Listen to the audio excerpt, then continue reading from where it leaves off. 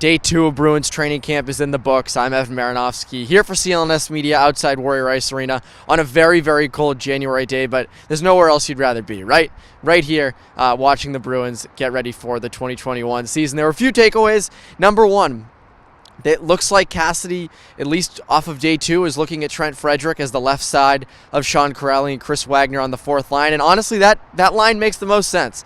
Trent Frederic obviously brings that physical aspect. He's not afraid to get hit, not afraid to give hits. Beat the heck out of Brandon Tanev in his first game in the NHL 2 years ago. But it seems as though, the one thing they're lacking up front, the Bruins, is physicality, and that's sort of what Trent Frederic brings. That's what Corrali brings. That's what Wagner brings.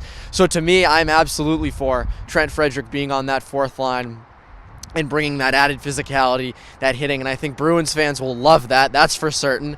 And I think that's sort of, the intimidation factor they can bring. Obviously, losing Chara, you miss that, but it seems like Frederic would be a really nice addition to that fourth line. Obviously, with Joakim Nordstrom gone as well, it seems as though that would be a potential hole on that left side. Moving down, Craig Smith. Craig Smith is the second takeaway from today. Charlie Coyle spoke to the media. He loves having Craig Smith on his right side. He talked about how he hated playing against him, how he loved his game. And Craig Smith honestly is a rocket. The guy can shoot like crazy. He's got an absolute snipe. And I think he's going to be a really good addition on that third line next to Coyle and whoever they put on the left side, whether it be Nick Ritchie, Anders Bjork, or Jack Studnicka. But it seems as though Craig Smith is fitting in very, very nicely. Everyone seems to like him.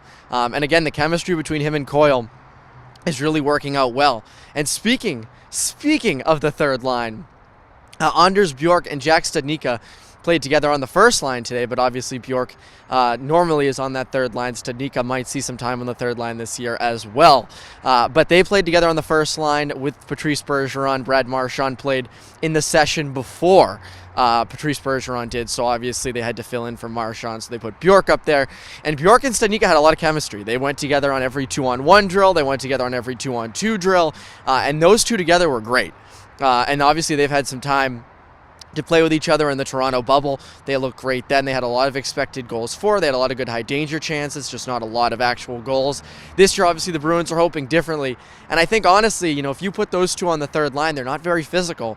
But if you put those with Charlie Coyle, I think that they could absolutely be a great dynamic duo in helping to create scoring chances and being very offensive. So those are the takeaways from day 2. There was a lot on the table at day 2. We will have more coverage for you here. So subscribe to Bruins Rinkside on YouTube. Follow me on Twitter at @eMarinofsky. And for CLNS Media, I'm Evan Marinofsky.